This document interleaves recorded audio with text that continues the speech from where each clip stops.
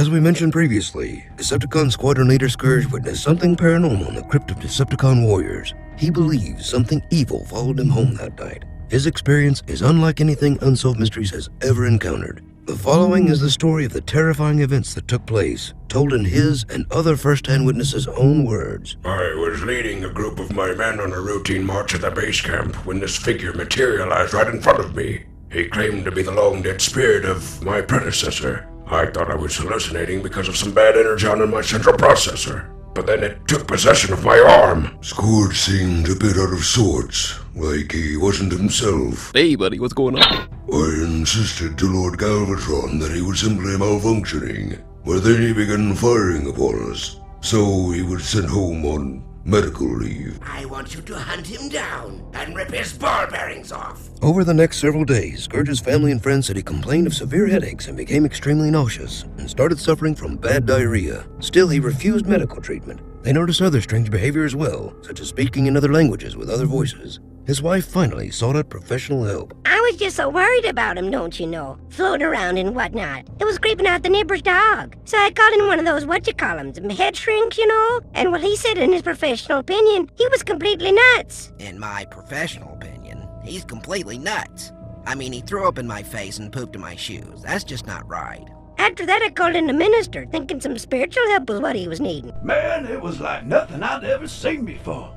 His face was grinning, his head was spinning, and he was puking on the floor. I was only there as an assistant. I never believed any of it was real, but man.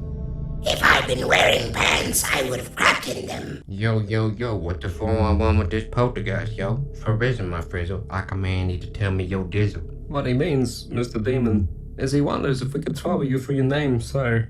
For shizzle. I may in this ice cream stay. He's speaking in some dead Latin tongue I've never heard before. We best consult the Book of the Dead to cast out this clown. But remember, if anything happens to me, you gotta say the words exactly. You feel me, my little balloon brother? I feel you, my brother.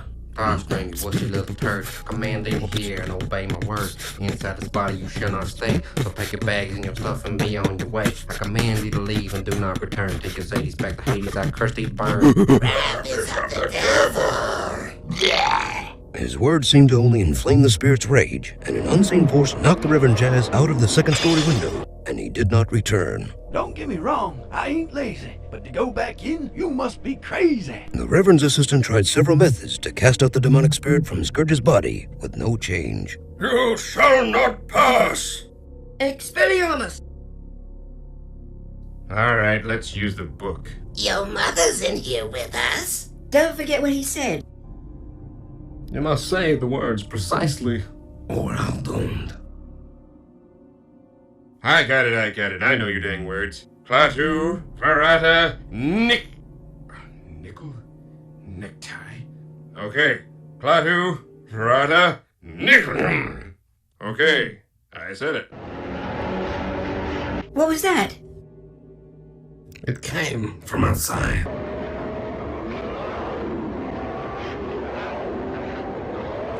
Ah, crap, not again. Run, you fools!